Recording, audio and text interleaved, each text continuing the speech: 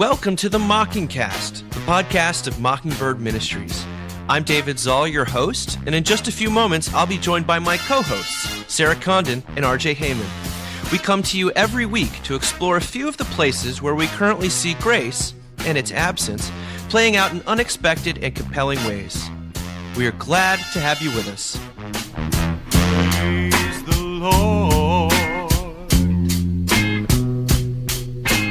Praise the Lord.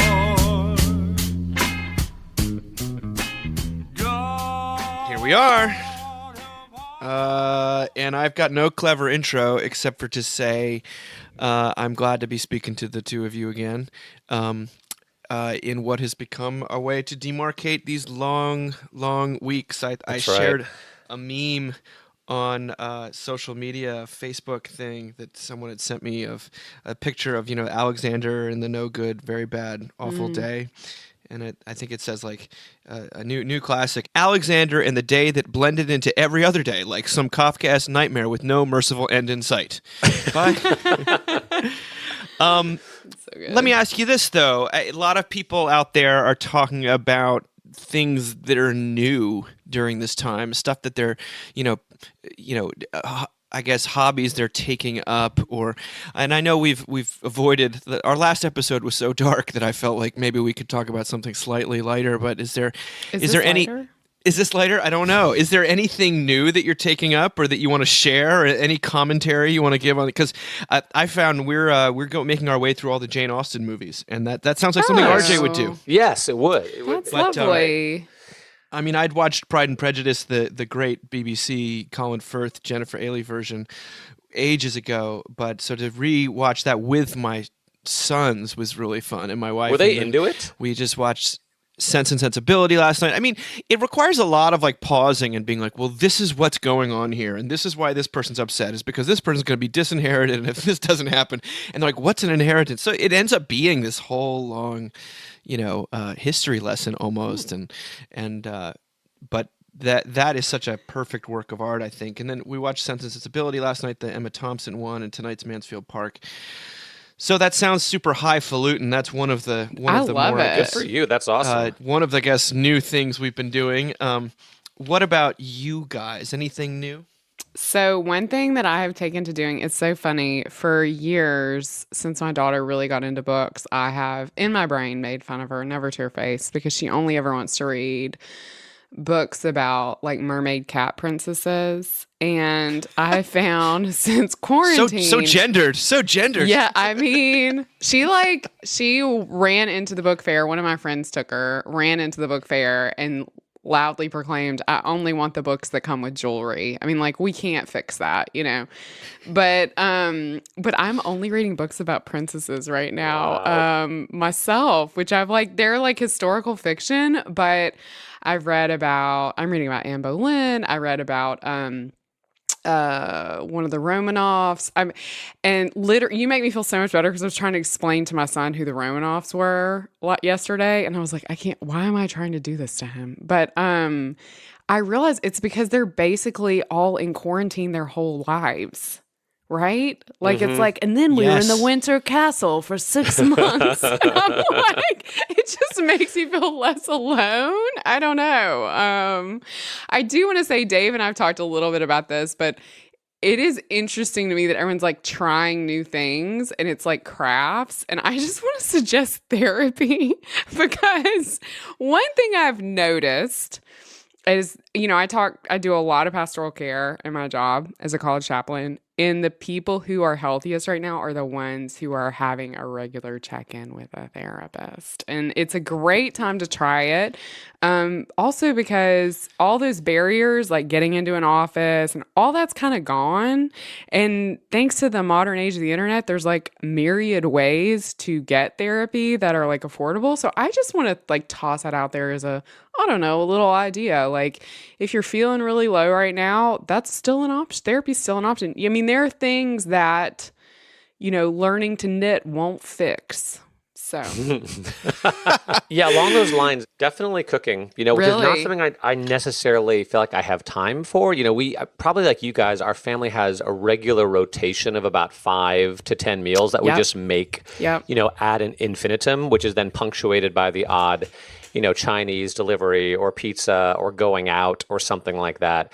But now that we're not going out, we're like, let's try some new things. So like Jamie made the most amazing chicken, which turned into the most amazing chicken soup, which I made. And last night I made this orzo salad I was pretty excited about. And just putting on my mask and going to the grocery store, which feels like an act of defiance, a small act of defiance is also just really, it's nice to get out and find some new things and think up some new meals. And also I don't feel it's time I can sort of have to myself, like, pour a little glass of wine, put on like a nature show, cook, and Sure. not feel guilty about it, because it's something I'm sort of Right. doing for the family, and that feels sort of wholesome and good. So yeah, I have been enjoying cooking, which when Jamie and I were first married, I pretty much did all the cooking, and that's kind of shifted over the years. So I'm enjoying getting back to that.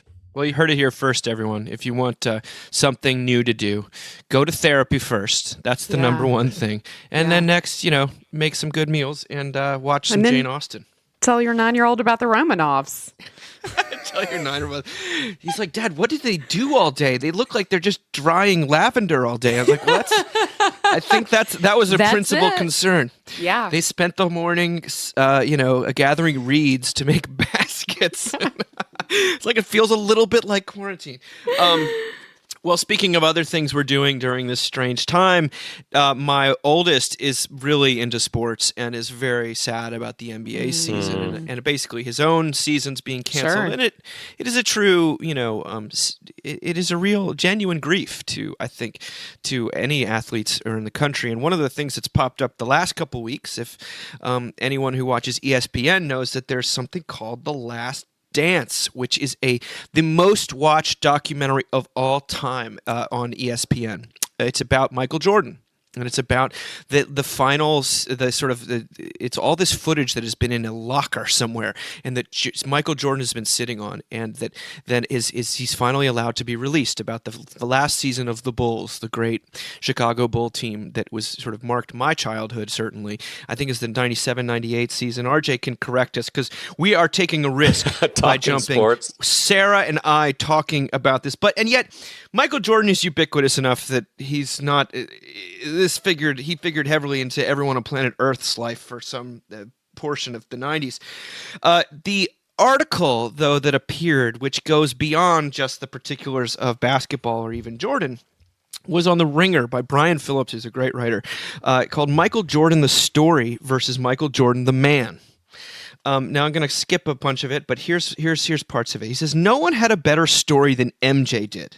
By story, I mean the thread that strings the highs and lows of a career together into something meaningful, the deep down basic shape through which you make sense of an athlete's time in the game. Jordan's story was so simple and so charismatic that it was almost the original template of the sports narrative itself. It was the closest approximation reality has ever offered us to the Ur story. And that is that after initial struggles, the player makes it to the big time, sinks big shots at big moments, wins everything that can be won, shatters records, makes a fortune, and is universally beloved. The end. How good was Jordan's story? It was so simple and so charismatic that later great athletes have had their own narratives judged by how closely they resemble his. LeBron James might or might not be able to beat MJ one-on-one, but his story will always be a muddle, relatively speaking. Michael Jordan never went to Miami, never lost in the finals, never tried to be a movie producer. More than that, Jordan's story was so simple and charismatic that there are great athletes whose stories are literally the struggle to recreate Michael Jordan's story. Now, we're talking about Michael Jordan is the embodiment of perfection and the ideal, the law incarnate as a professional athlete. They say Kobe Bryant was every bit as monomaniacally driven and ambitious as Jordan, but he was humanized by Jordan's shadow, made approachable by the fact that he was chasing an ideal rather than simply existing as one. More than that, Jordan's story was so simple and charismatic that it convinced us to overlook all the places where it wasn't actually his story. Every messy human element, every reverse decision, every hard to reconcile addendum, the comeback with the Wizards, the bullying, the baseball interlude, was either retrofitted to suit the needs of the larger narrative or erased. The gambling, and Michael Jordan is known as sort of a really compulsive gambler, got folded back into the classic sports virtue of competitiveness. The Wizards era had the bizarre quality of being forgotten even as it was taking place. But then Phillips says, I think Michael Jordan spoke to a larger desire. Like any competitive pursuit, sports have always trafficked in the ideal. Here's the perfect body, sculpt it. Here's the perfect victory, write a poem about it in Greek. For the most part, though, the ideal remains an abstract concept. People chase perfection but don't reach it as a rule. In America in the 80s and 90s, though, we decided that we were going to see the ideal, the real thing, the source itself in the flesh. You could write a thesis probably on the historical factors that went in constructing that determination. The point is, Michael Jordan gave it to us. He came so close to actually embodying the ideal athlete. He really did hit the buzzer beaters. He really did seem to move in a different and more beautiful way than other players. He really did seem to hang for an impossible extra beat in the air. That we were able to believe the ideal athlete existed. He was here. He was ours. He was the perfect fusion of capitalism and destiny. He was a living person, but the way we experienced him, he was a basketball player in approximately the same way as King Arthur was a political leader. Now, I have my own history with Michael Jordan. I had Air Jordans, and I had the poster on the wall, and he was just an absolute icon from start to finish for anyone who lived in the 90s. But RJ, I would love to hear from you before moving on to what Miss Condon has to say. Well, I feel like a lot of what he's mentioning, the problems with Michael Jordan's legacy started a while ago. Like, I remember when he was inducted to the Hall of Fame, the Basketball Hall of Fame, he gave the strangest acceptance speech in which he basically thanked no one and used it as an opportunity to settle old scores and be as petty as he possibly could. And everyone was just like, what the heck was that? But his coach, Phil Jackson, just was like, I love it. He's like, because that's Michael Jordan. That is who Michael Jordan is. He is a hyper-competitive, sort of petty, vindictive person. Steve Kerr, who's the current coach of the Golden State Warriors, tells a story about how his son beat Michael Jordan's son in a game of one-on-one basketball when they were both like 8 years old. And Jordan didn't talk to him for 2 months because he was so angry about it. For me, it just goes back to... We've talked about this a little bit on the podcast, but when you have people in culture who are really good at something, right? If maybe they're really good musicians, they're really good artists, they're really good, athletes. Do we expect them to be good people too? Because Michael Jordan is just not a good person. He's really just not in sort of an earthly sense. And there's also something in there that when you have so single-mindedly dedicated yourself to perfection in one area, it is a sign of, I don't know, that there's some mental health thing there. Probably something to do with your parents. Like Tiger Woods' father just drove him into the ground to the point where he was so controlling and focused on perfection that he needed this outlet, of these. He had all sorts of sexual indiscretions and ruined his marriage and ruined his career for like a decade or so. So I don't know what to say. Charles Barkley said a long time ago, he was sort of an original basketball bad boy, and he once said, I'm not paid to be a role model. I'm not a role model. Now, ironically, Charles Barkley actually seems like a pretty good guy. But I actually have not watched the documentary. Even my son Jackson, who's a senior, he's like, are you going to watch this documentary? I was like, I don't know. He's like, and Jack was like, I have no interest in watching that, which was interesting to me that he's not as enamored of the MJ legacy. So there is something in there. We always talk about moral externalities, that when you are so focused on perfection, and that's what MJ was. Larry Bird once said after a 63-point playoff performance against the Celtics, that's just God disguised as Michael Jordan. Your dad, Dave, has talked about the gospel being the integration of the sort of the boys in the basement, sort of the shadow self into the true self, that we become sort of whole people because we know that our dark side is redeemed and kind of covered and forgiven. But you see this kind of splitting in these athletes with this public persona. Even Magic Johnson was the same way. There was Magic Johnson, and then there was Irvin Johnson, and he's even talked about his two different personas, the splitting that happens when you're so focused on perfection in a given area. But no, those are some of my thoughts. Sarah, any thoughts on Michael Jordan? Well, I'm like, so how does that explain Weird Al? I mean, that's like really interesting to me. I mean, not to bring it back to my all-time favorite subject we've ever talked about, but it is interesting, like how people talk about how he's not split in that way, right? Yeah. But he's definitely focused and passionate about what he does. Yes. I don't know. It's interesting. I actually have watched this documentary because my Really? husband is a huge Michael Jordan fan.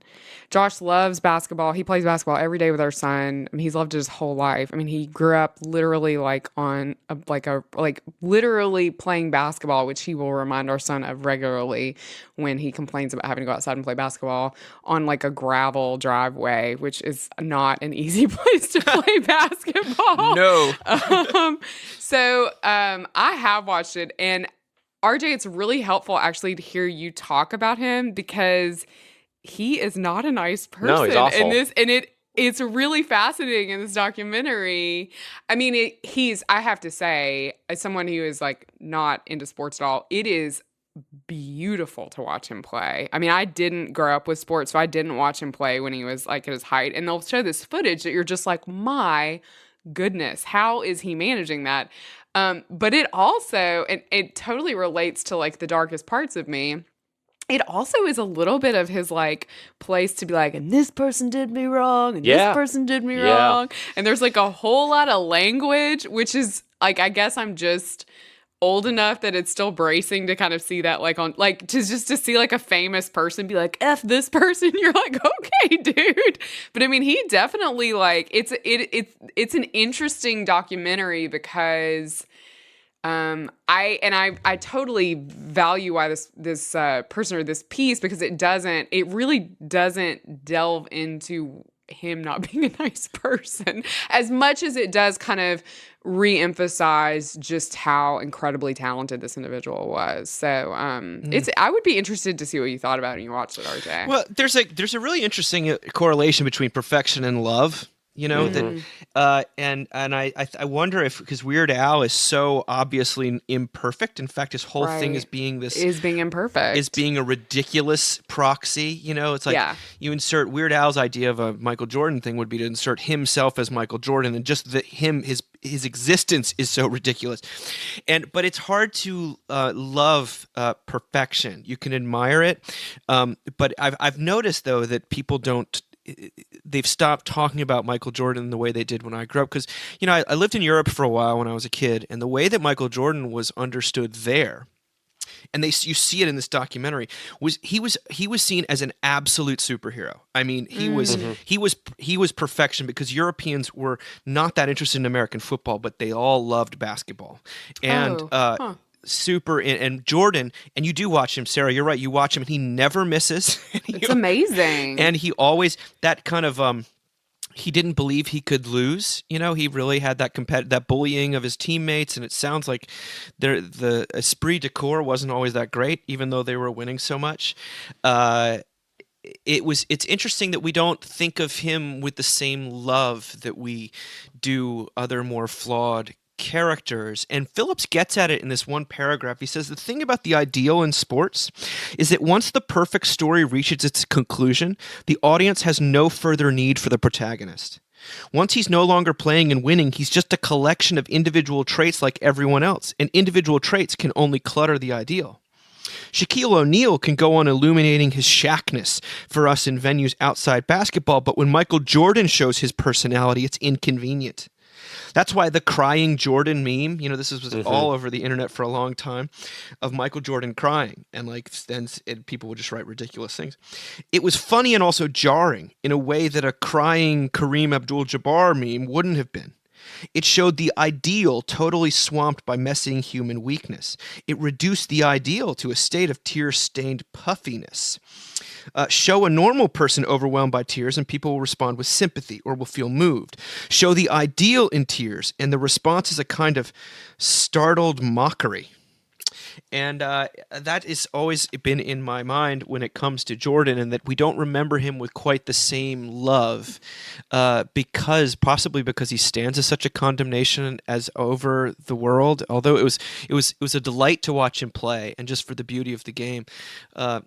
But again, I also note that thing: if you achieve total justification and enoughness in this one area, it's not going to silence the voices. Clearly, he's got to use this documentary to relitigate or to adjudicate all of these past gripes, and to reclaim his perfection. Which, of course, the moment you start to step back into the courtroom, you start to look guilty. Right? Sure. It's not a good look. As you were talking, it strikes me too how much and how often beauty flows from pain, but that there does seem to be a qualitative difference between beauty that flows from pain that has sort of not been dealt with versus beauty that flows from pain which is just raging. That there's something of Michael Jordan, there's a pain within him that continues to rage, and it pushed him to these unbelievable heights.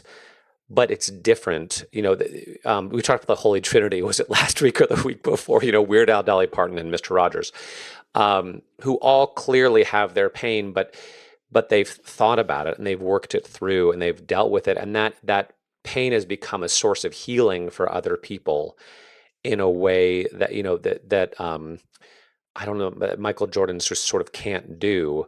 But among sports figures, I've talked about Andre Agassi before, and I find him endlessly fascinating because he also had a father, Iranian-American, former Olympic weightlifter father who just pushed him and pushed him and pushed him and pushed him and pushed him. And Agassi hated tennis. He hated it, but he was good at it. But he finally hated it so much that he had to quit for a little while. He quit for like 2 years. And then he came back. He actually had like 2 or 3 comebacks, but when he came back, he was better than he was before, but he was also more integrated because he had dealt with his past and his pain. And he does amazing things in the Las Vegas community for like underprivileged kids. He has a school and he's just donated tens of millions of dollars, but he's not the kind of guy who needs to be in the spotlight. He's found some level of peace with himself in spite of his pain. And he still, it carried him to great athletic heights and success. Like he only became number 1 in the world after one of his comebacks, after sort of dealing with his past. So I'd like to think it's possible in some sort of way. But he's more lovable for that reason. Exactly. Jordan didn't have the chinks in the armor that No. There was no space for identification because he was so otherworldly. Yeah. I'd much rather sit down no for one lunch wants to with hear Andre Agassi than Michael Jordan. My God. We want to hear Charles Barkley, talk about basketball, but we don't really want to hear Michael Jordan do it because he's too good. Well, and he's too good, but also like I think RJ, what you're pointing to is this idea that people, and it gives me great empathy for him. People who are gifted in this way, and for so many people who are gifted in the way that he's gifted, something dark has pushed them there, right? Yes. And we use them and we love them and we adore them, and then we don't, and then they're still left with that darkness, right? They're still left with that. And so it makes all the sense in the world to me that he would sit in a chair, as he does in this documentary, with a glass of whiskey and a cigar and like talk smack, you know what I mean, about people who helped him along the way that he probably shouldn't be, because he's still in that pain and he doesn't have there's no processing it with us, right? So we used him is what the it's pretty tragic. He was consumed, and they do talk about how he was basically chasing his father's approval. Surprise. But we used Michael Jordan. Just give your approval, Dad. Do they talk about how his dad was murdered? Your approval. They talk about how his dad was murdered. I haven't gotten to that section yet, but they also. The burden of perfection, or it's even when it's achieved, it becomes such a terrible, albatross. Like never forget the interview with Mark Spitz, the swimmer, who 7 gold medals in Munich. Finally beat his record of the most Olympic medals ever. And they interviewed his son, and his son just be trying to do get in shape and do push-ups, and his dad would come in and like do 50 more push-ups than he, and he's just like, he just walk out of the room and be like, I hate you, Dad. And his dad would just be like, well, what do I do? I don't know. If I encourage him, it's not going to be good because I'm going to be perfection just as an accusation over this kid. And yet, remember when Mark Spitz tried to make a comeback because he didn't know who he was if he wasn't the championship swimmer? That was a really sad moment in sports history. I think someone should do a documentary about failed comebacks, like when Bjorn Borg tried to come back. Or these things happen. And what do you do with a person? Who are you? And in fact, that's kind of leads into our next article, which is this brilliant essay for Wired magazine by Laurie Penny called Productivity is Not Working. Now, this will touch on some themes we've talked about quite a bit, and it's certainly right in line with the Seculosity chapter on the cult of productivity.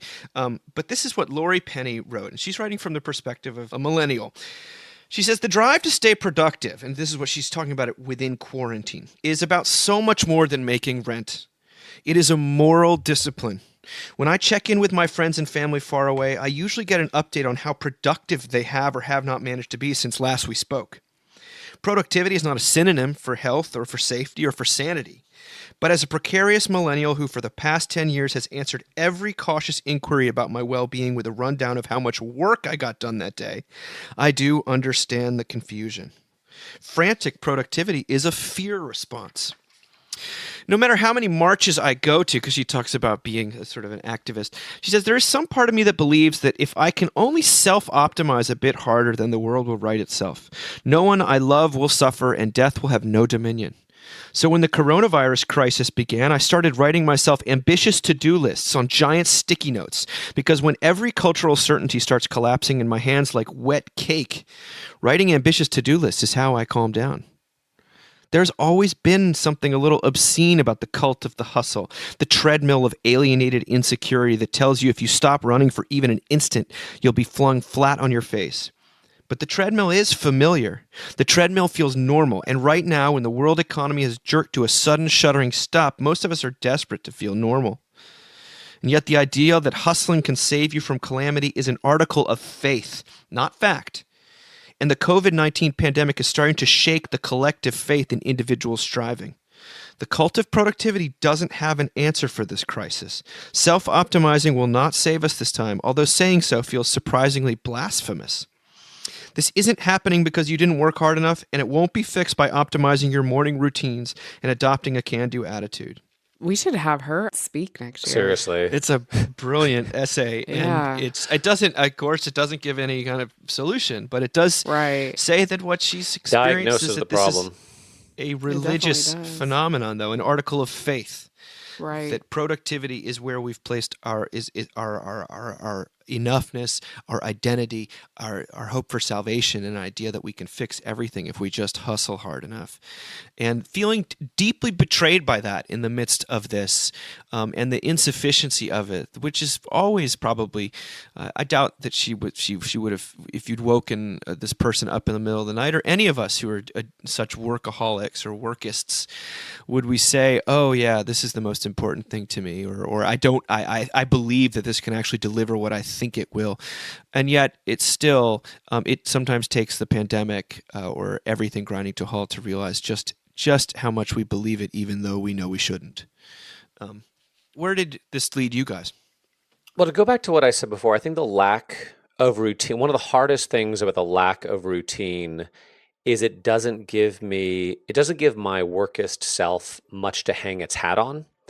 You know, that at least when I have a routine, I know that, like, okay, I got up this morning, I got the kids to school, I was to the office before 8, I worked my 8, 9, 10 hours, I went home, maybe I got a lot accomplished. Even if I didn't get as much accomplished as I wanted to, I can go back and do it again tomorrow, you know, and sort of make up for that.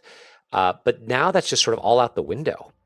You know, that there's this weird combination, you know, I'm working, my wife is working, and as she points out in this, was it this article or another one? Like, taking care of the kids is also working.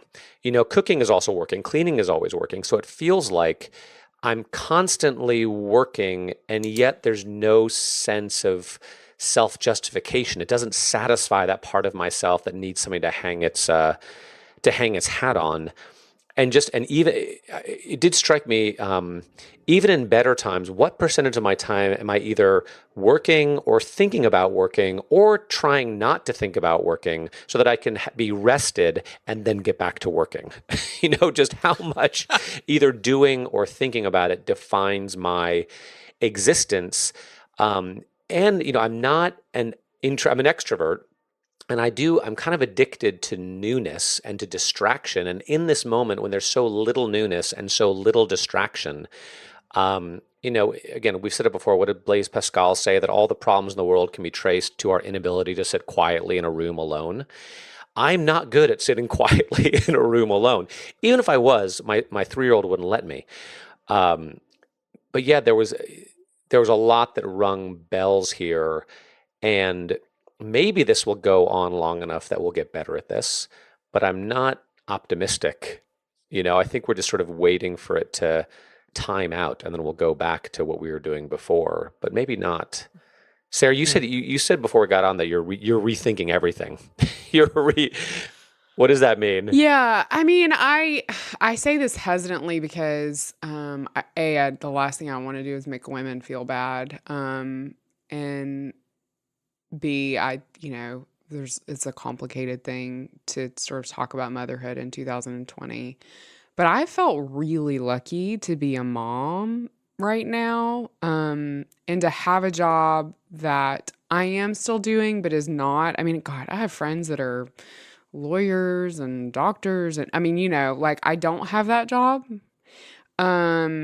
I check in on the mental health of my students individually, and I check in on them twice a week for prayers and community. And that's kind of it right now, to be honest with you. So it doesn't take up a tremendous amount of my time. And so what that looks like is that I really am focused right now on being a mom and being a wife in a way that was really hard 3 weeks ago. And now I was talking to a friend of mine who always sort of dances with Christianity, who listens to this show.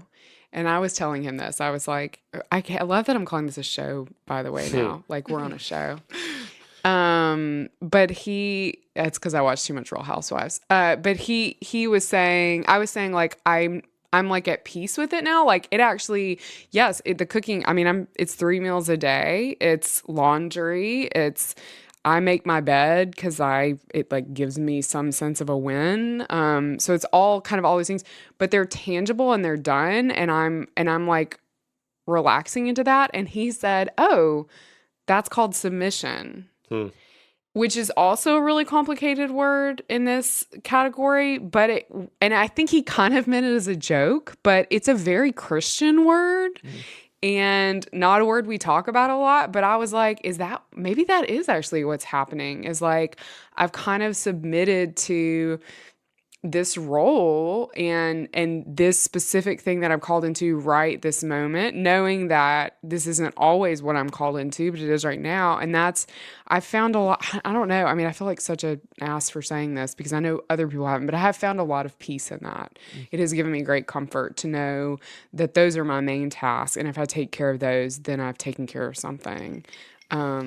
But again, I have friends that are lawyers that are like literally on the phone on Zoom calls for like 10 hours a day and also doing all this mom stuff. And that is brutal. So I don't know. I feel for this writer because she has roommates. I mean, I also think there's a complication of like when the only person we have to care for is ourselves.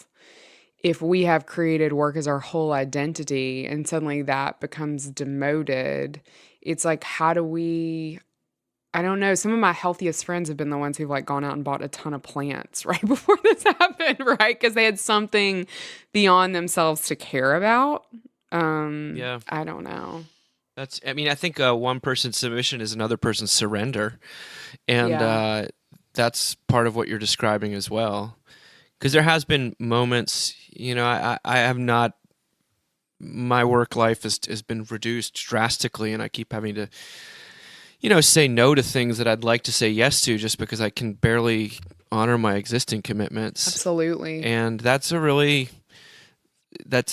logistical incredibly tough problem, but it's really what it really is a psycho-spiritual problem that I'm kind of confronted with my own limitations. But then there are these times where I'm getting this time with my sons, so that maybe by the grace of God, they won't turn out to be a Michael Jordan chasing their father's approval Right. into basically hell. That's where it kind of all ends. I did laugh at The Onion this past week. Lampooned this with the article, "Man not sure why he thought most psychologically taxing situation of his life would be the thing to make him productive." But the better part is the actual article. It said, "Despite my high hopes, the most devastating crisis of my life hasn't turned out to be the catalyst I needed to meet all of my long-held personal goals," says Mr. Ayers, who added that he had no idea what he was thinking when he told himself that being furloughed from his job and enduring a sustained period of emotional isolation would be just what he needed to start eating better, acquaint himself with world cinema, and get a jumpstart on the novel he had always wanted to write. At press time, he had reportedly decided that going forward, he would instead focus all his time and attention on feeling guilty about his lack of productivity, rather than trying to be productive itself. It's brutal. I mean, I do think there, people initially, I mean, I love her honesty here, really did have this like a list of all the things that they would accomplish. And it's, some of it is some of it eventually is getting done. And then I think it's becoming clarifying for what we actually want to do. Which is really, like I don't want to go through the closet with all the pillows and Christmas decorations in it, but I'm definitely going to paint our kitchen table. You know what I mean? Sorry, I've been going through Josh. all my childhood things it's kind of my therapy by way of regression, and that has reminded me of all of these things that I used to think were so important, like Michael Jordan, like Image comics, and how little that I think about them now. It's been a massive perspective check. But one of the things that it leads Lori Penny in this state of failure, which especially all workaholics, workists, even parents, just to a great extent too. One of the great refrains I'm hearing is just how insane trying to homeschool your children is, as well as have a job, and how that. Oh, yeah. Or not only homeschool, not only be their teacher, but be their, cafeteria person. And when we say teacher, I mean, I think that's the thing that's hitting me. Like, we actually mean teach them new concepts. Like, my third grader today was like, "I'm not good at geometry." And I was like, "No, boo-boo. You're great at geometry. You just have me trying to teach you about geometry." Do you know what I mean? Like, it's like, I'm not equipped to do this. So, yeah, sorry to interrupt. I think that is the thing. I've been like, "Oh my God, I'm teaching you new concepts." No, I'm not capable of that. I'm glad. I don't know. I'm glad. I'm so glad, Sarah, that you have sort of submitted to your current role, and Dave, that you've, I don't know, been able to say no to things. I guess listening to you guys, I just realized our life is not. It doesn't work if our kids aren't in school. It just doesn't, and it's been hard, and trying, and maybe that means saying no to more things, or I mean, we're supposed to like move houses in a month, Oh, RJ. and That's a lot. It's a lot. We were realizing, my wife came to me the other day. She's like, "I've been thinking about it and realized that between our kids and your job and all sorts of stuff, we filled out like 50 different applications this year." Part of us is just fantasizing about next fall when we're not applying to schools and we're settled and removed and hopefully beyond this. But to all those people out there who are feeling, and I'm sure a lot that are feeling their life doesn't work right now, I'm with you. Well, the faithless attitude is to think that is to say what God intends as a comma, we think of as a period. Yes. And that the attitude of faith is to say that, is to mention that even if something looks like a period, it may in fact be a comma, because I don't have all the facts. The story isn't finished writing. And the truth is, what feels like the end in a lot of these deaths and surrenders and things like that we're going through, I think that this is probably a big comma that we're going to look back on. And I wonder what sort of, what the second part of the clause is going to be, or at least that's what faithful experience tells me, even if I don't believe it in my heart right this moment. Well, it's like, I love to look at historical photographs because I just sit there and stare at those people and I think, well, they made it and they get to die. You know what I mean? They get to be dead now. And there's some relief in that for me. I mean, I really, like I've always been fascinated by World War II. And I mean, I read a ton about this stuff. It's probably why I like my stupid princess books right now. You know what I mean? I'm like, well, dang, they made it. You know what I mean? When the Romanovs didn't.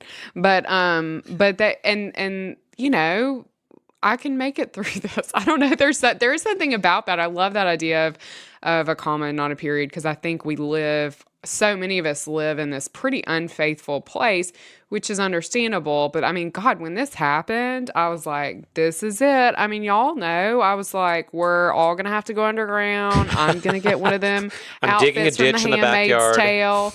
Tale. My kid's not going to learn geometry because I'm going to be his teacher for the rest of his life. It's like The church is over. The church is over, so it's, I mean, there's something really important about that. Well, let's talk about failure a little bit, because it was one of the a remarkable article appeared in Marginalia this week, written by Thomas Millay, reviewing Sylvia Walsh's new book about Kierkegaard. Now, if that makes you roll your eyes and run for the exits, just listen to what he has to say, because she's written a book. Sylvia Walsh is one of the great world experts on Kierkegaard. She's written a book called Kierkegaard and Religion, and it's a mammoth pushback against the idea that, considering Søren Kierkegaard, the Danish philosopher, to have been a virtue ethicist. Now, again, bear with me. The tradition of virtue ethics, this is Millay writing, presumes that one can, at least to some extent, realize virtues in one's earthly life. To speak of a traditional practice of courage is to believe that courage can actually be practiced by human beings. Virtue ethics thus presupposes that individuals and communities can be virtuous. It is precisely this presupposition with which Kierkegaard disagrees, according to Walsh, and she is certainly right about that. The character of Christian life, according to Kierkegaard, does not have to do with an increasing realization of virtue. It is a mistake in his mind to identify Christian living with greater perfection in courage, apatheia, or magnanimity. Instead, Christian life is most fundamentally about pursuit of virtue, yet knowing one has failed. The basic fact of our inevitable failure should cause Christians to reconsider the viability of virtue ethics. If an ethics of virtue necessarily presumes virtue can be realized, perhaps the whole premise is flawed. Perhaps Kierkegaard would like to be a virtue ethicist, but things being as they are, he finds he cannot take such a position. Instead, he begins with failure. Take faith, for example. In faith, the self takes on form and shape as it learns to trust in the eternal, accepting all temporal events as good and perfect gifts given to build up the individual in her God relation. Yet this progress in becoming a self is matched each step of the way by a greater realization of just how paltry one's faith is and how little one trusts God. In addition, any progress that can be recognized by the self is quickly transformed into a jest. How so? Well, any actual progress in faith that we do make is not in actuality our own, but is God acting in us. It is only God's tolerant beneficence that allows us to think we are doing good. We are like the child who thinks she is pushing the stroller, when really it is her mother who is doing all the work, allowing the child to hold on to her pleasing illusion since it works to build up her confidence. Ultimately, the destiny of the true Christian is to realize, in responsible maturity, her utter dependence. All along, whenever any genuine good has occurred, that good has been of God, not of her own making. The life of a responsible Christian thus culminates, logically enough, in the altar, a space wherein faith is identical to gratitude. So if Kierkegaard is a character ethicist, he is a peculiar one at that. The human self develops character only in this inverse way, where our moments of complete incapacity and utter depredation are simultaneously our greatest triumph. To be a human being, then, is to be a glorious failure. Oh, I love this. It's really good. I don't know a lot about Kierkegaard. I feel like I need to admit that, honestly. I feel like you boys probably do, but I don't. And maybe they assigned him in seminary and I didn't do any of the reading then. So I do want to say I think this is such an important message for us to hear again and to hear through him, because I certainly know a lot of people are very into Kierkegaard. Because either God takes care of us or God doesn't. right? Either God is in charge or God is not. And that's a really hard thing for us to hear, especially right now in the midst of a pandemic. Like, where the hell is God?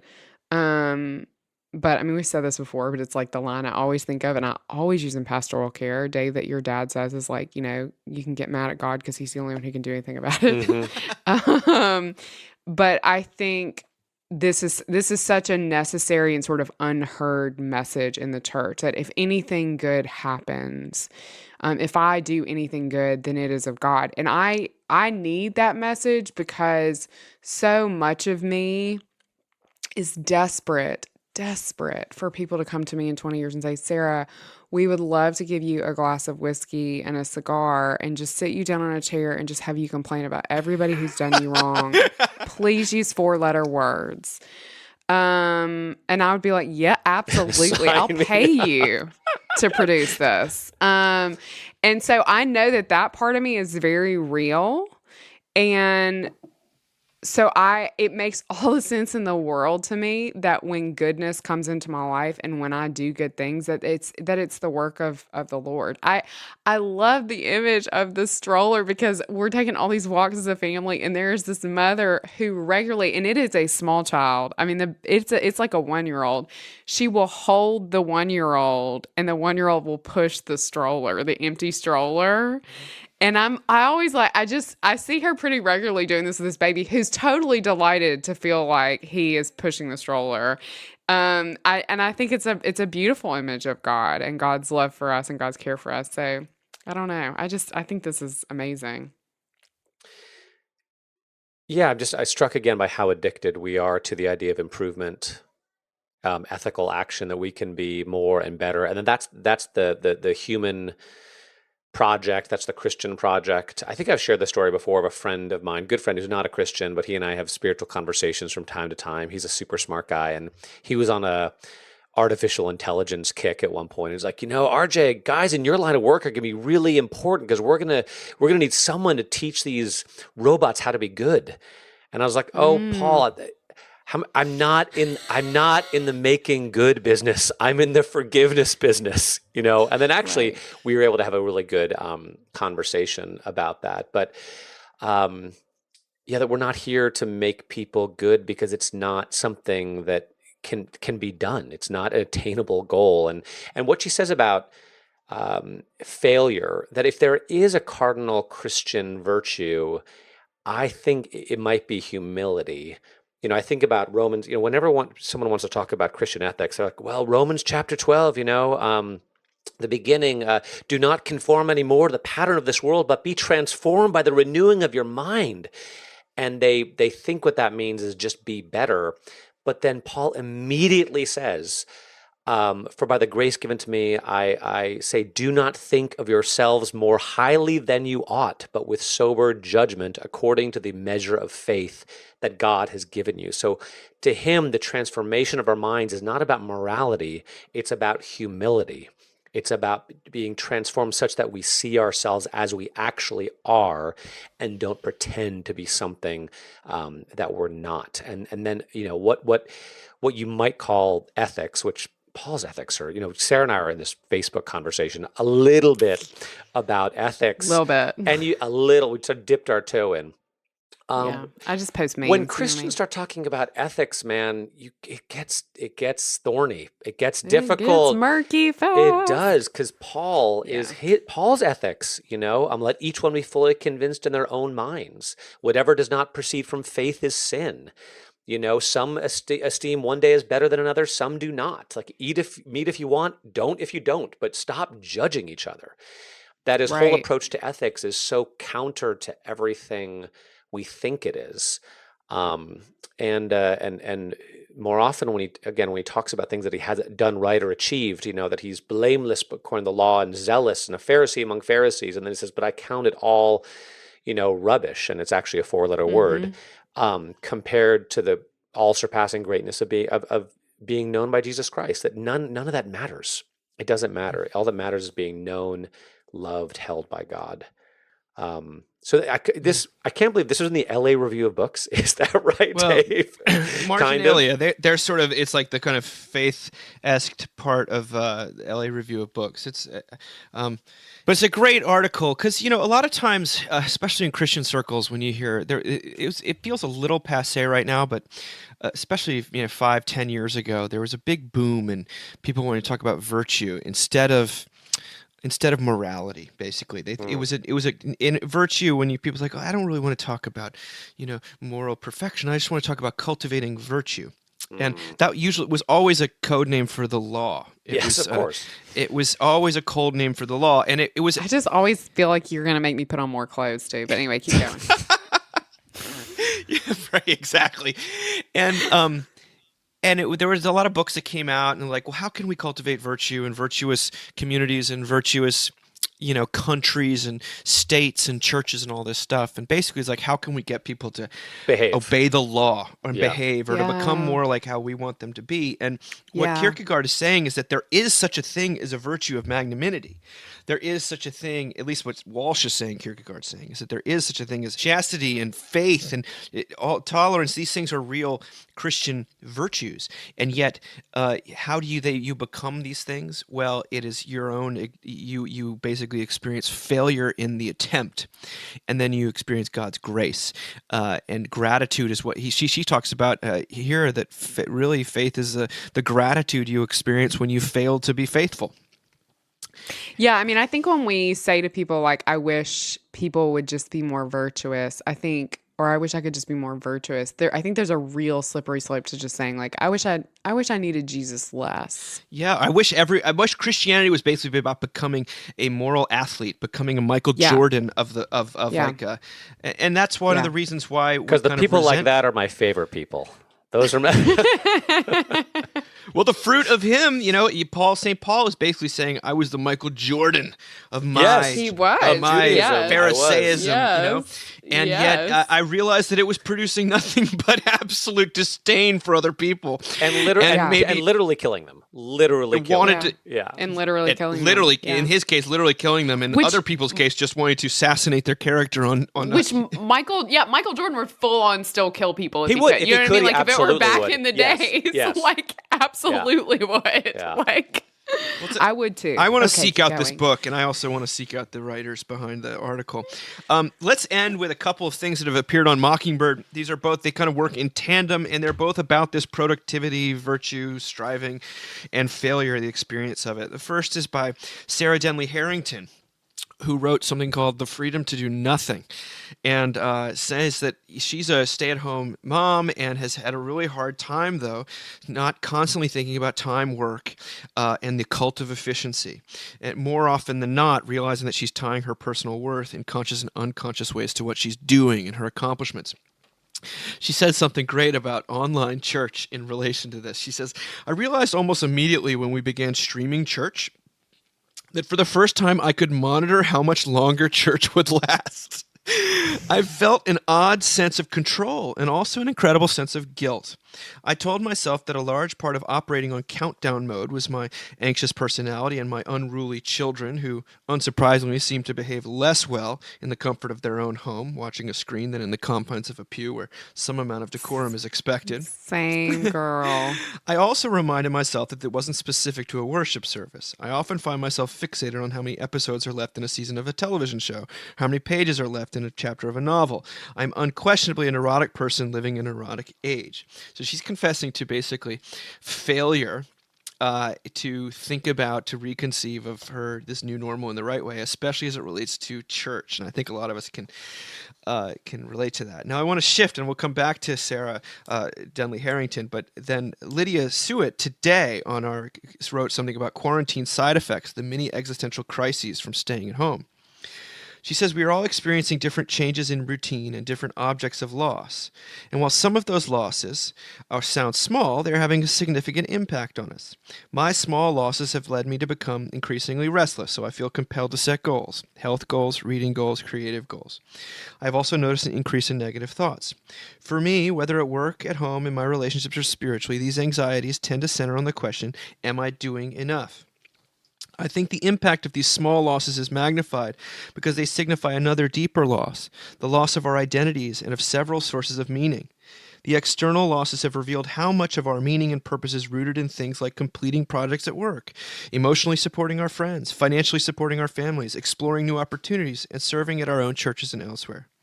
When we can't do some of these things or can't do them at the level we previously could, we start to question who we are and whether we matter.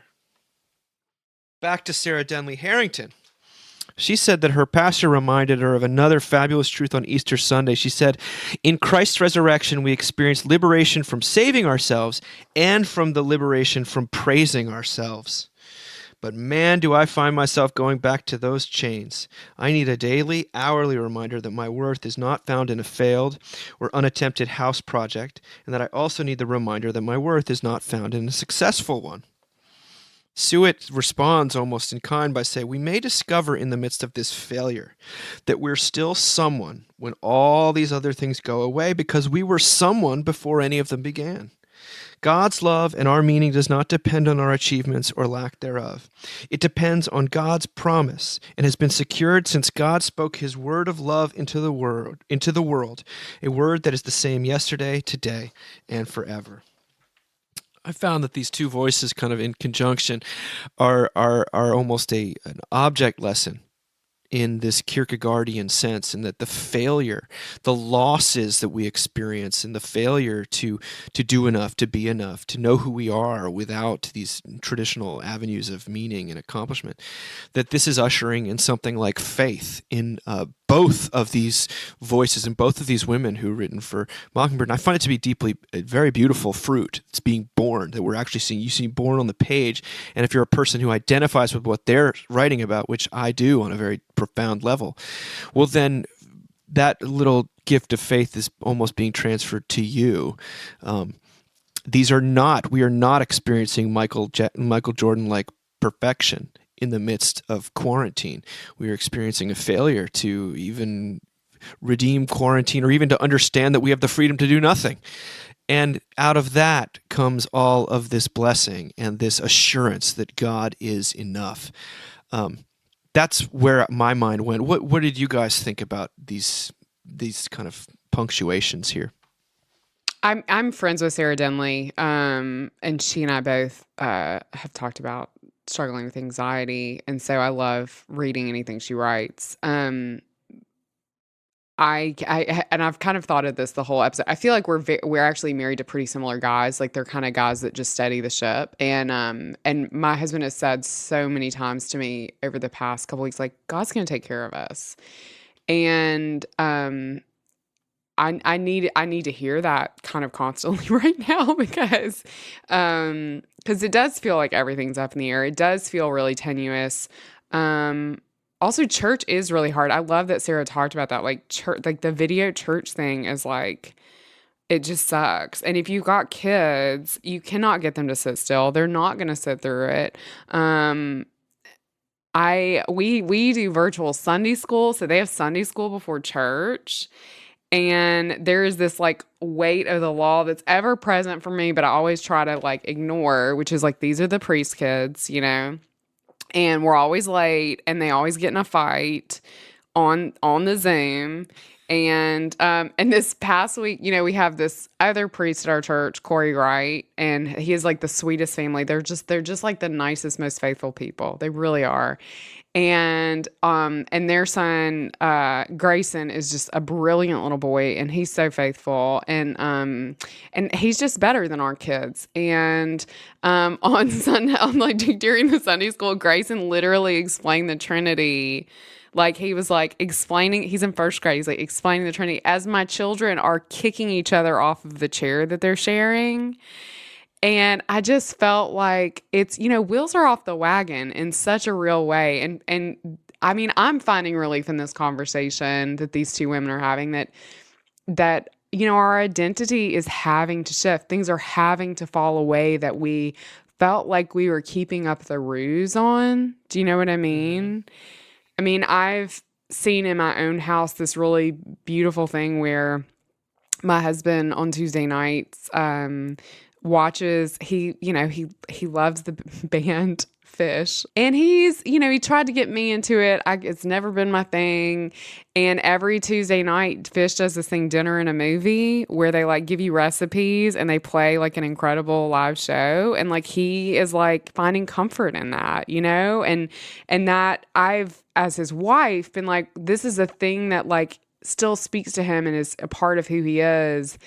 And so when all these other things have kind of fallen away, and like, that's still there. Sarah, I totally feel you with the Sunday school thing. We've been doing that too, but my son actually hasn't been awake early enough to go to it. I'm certainly not waking him up to go to Sunday school. So this past week, Right. He was actually awake.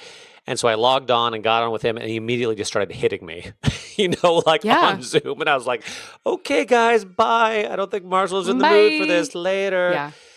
And it is true. Church is so much harder to do this way than to do live. I'm recording and editing and all this sort of stuff. But that being said, I will say I've been really thankful for church, just personally, because A, it reminds me like what day of the week it is. Yeah. And B, you can justifiably ignore your kids to go to church. Yes, maybe that's it, RJ. Maybe that's it. I can feel like I'm really getting something done and doing. It's like me with thing. cooking. It's like, don't bother me, honey. I'm cooking. Okay, you They're manage a 3-year-old. I'm always serving our family there. right now. Okay, so They're always there. Well, I think that's all we got for this week. Maybe we'll go watch some more of The Last Dance, and I'm gonna watch Mansfield Park, and yeah, that's all I got. Thank you guys. Bye. Bye.